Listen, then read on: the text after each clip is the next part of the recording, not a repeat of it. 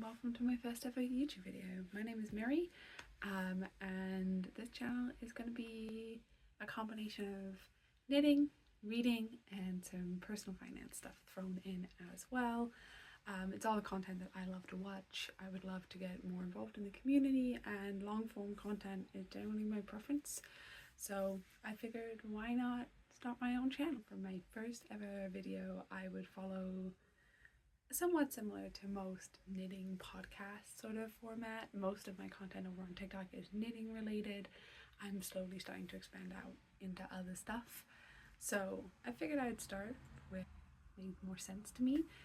Since I've never been on here, we're going to go over both of the large projects that I finished last year. I am a slow knitter.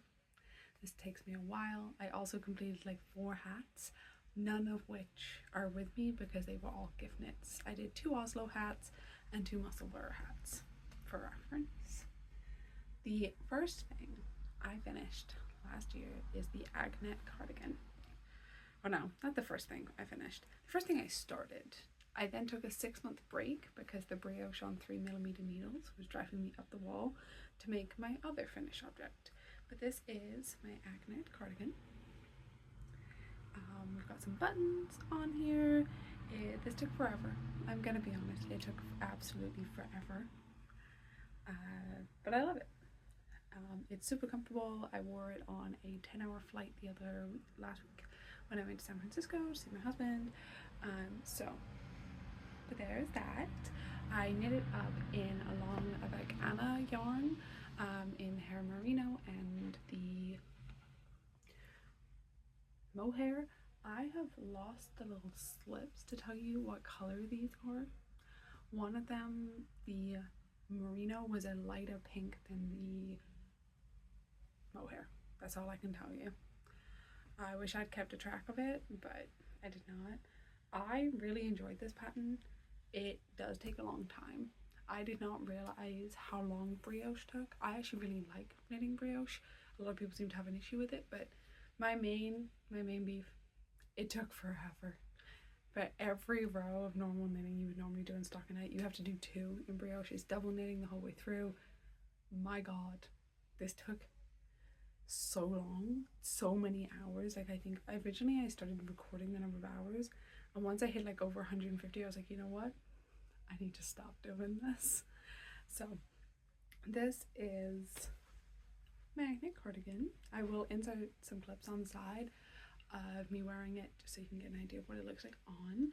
I did change how the sleeves decreased. I did not decrease right from the start. I only started decreasing partway down. I like a slightly baggier sleeve on my cardigans, and so that's what I just adjusted for that. I also have quite large shoulders, so I like to have a little bit more room in my shoulder on this, just so I can have that extra space. I'm quite bored and I don't want to be making size XLs just to account for my shoulders and doing all the math required for that. My second, and what I would consider to be the book I am most proud of, is this. This is my F1 sweater. I did a whole series about making it over on TikTok, but this is, I think, probably gonna be the favorite thing I've ever made for a very long time. So it is self-drafted. I did base it a little bit on a few of the petite knit, like round neck sweaters, just to get an idea for shaping and the construction that I wanted. The Leon sweater, the Olga, a few. I just read through a few patterns just to get an idea of how I wanted to structure everything. But this is her. It is I'm an F1 fan. I'm a Mercedes fan more specifically, so this was based on a Mercedes W11. That is the car that Lewis Hamilton won his last championship in 2020. So on the back, so this is obviously the front, on the back I've got the numbers of the team on there. So we've got 44 for Lewis Hamilton on the bottom, obviously, and then we've got 77 for Valtteri Bottas, who is his second in that particular season. I love Arthur Boras. I'm so excited to see him come back with Cadillac. This was made out of Sandisgarn Sunday. The blue is Sandisgarn 6050 Above the Clouds, and then the other one is in 1001, the white. I'm out of blue, unsurprisingly. I'm a monogamous knitter for the most part. The most I'll expand into more than one at a time is a large project like these two guys, or a hat and a scarf. I don't branch too far.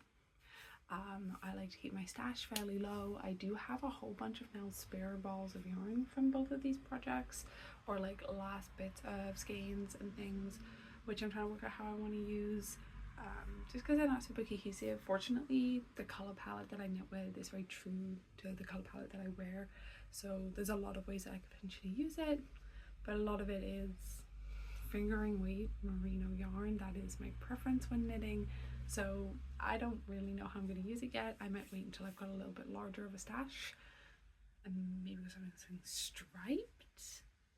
I'm not sure. If you have ideas, please let me know. Right, on to what I'm currently working on, which is, as I'm sure everybody has seen before, the Olga. This is petite knit. It's pattern. It's the Olga sweater. It's the original one, not the light. I have loved working on this. After working on two projects that were strictly on 3mm and 2.75mm needles, to be working with a 4mm needle or a US 6 is delightful. This thing is working up so fast. I also think the stripes are quite motivating. I haven't ever felt like myself being like, oh my god, I'm still doing so much stockinette, I'm so bored. No, because you're just doing, it's 4 rounds and you change, and knitting in a different color, that's not the same. That's not the same as knitting a whole block body of the same thing. So that's really exciting. I will probably finish this in the next couple of weeks, honestly. I really hope I do. I would really love to wear it to the snowboard trip that I'm doing at the end of February, but we will see. The other project that I do not have on my needles yet, but is about to start, is I'm going to be making my dad an Oslo hat in some kind of charcoal grey. I need to order the yarn.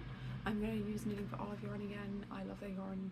I've knit a few hats in their yarn and it's always worked out really, really well. I really love the Knitting Olive merino. It's what I'm using here. I've got one in wild berries and then one of their like more neutral beiges. This one is obviously running out. I've already changed for the pink because it's the main color, and then this will probably change out fairly shortly. The final thing I want to end on, because it's probably something that's going to be a little bit more consistent within my videos, is reading. I really fell off the reading bandwagon last year. I mostly was knitting and rewatching NCIS, which I am still doing. I love NCIS, but I really want to get back into reading proper full literature. I did literature at university. I kind of fell off and I was reading a lot of like romance and stuff, and that's fun, don't get me wrong, I love those books. Love Avatar, all of that, fully into it, but I want to start reading stuff that sort of challenges me to analyze and use the skills that I learned at university for reading literature. Like, I love classics. Some of my favorite books are the classics I've read at university. So I'd rather, this year I want to read less books that I potentially have on my like biggest reading years, but read better and more analytically. So I'm starting off with The Goldfinch by Donna Tartt. I am 75% of the way through this. I have read most of this on planes at this point. Several long haul flights in the first couple weeks of the year have allowed me to read quite a lot of this book. I know it's quite a big book. I do have a physical copy of it, but it is in storage in Canada, which is a whole other situation. So I borrowed it from the library and then I'm reading it on my Kobo. I am a Kobo girly. I'm not a Kindle girly, I'm a Kobo girly. I use Overdrive. I'm using my husband's library membership to read all of these because he lives in the Bay Area, the Greater Bay Area, and so he's got a San Francisco Public Library card, which has a lot more books than my local library here in Southwest England. So this will be the first book I finish, and then I might go on to The Odyssey by Homer.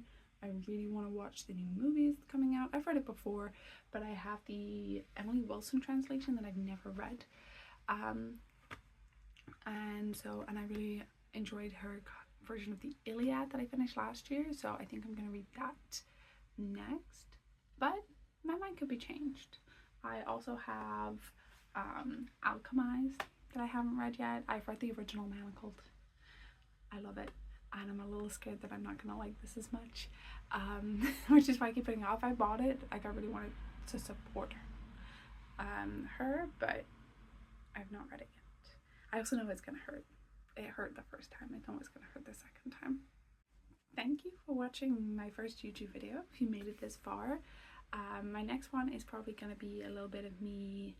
Ooh, the sun is coming out. What I was saying before the sun blinded me is my next video is probably going to be a little bit more personal finance based. It's probably going to be my paycheck routine, what I do. Thank you again for watching, and if you have any feedback or anything that would make these better, I would love to have it. This is going to be my first sort of foray into like editing and all of that.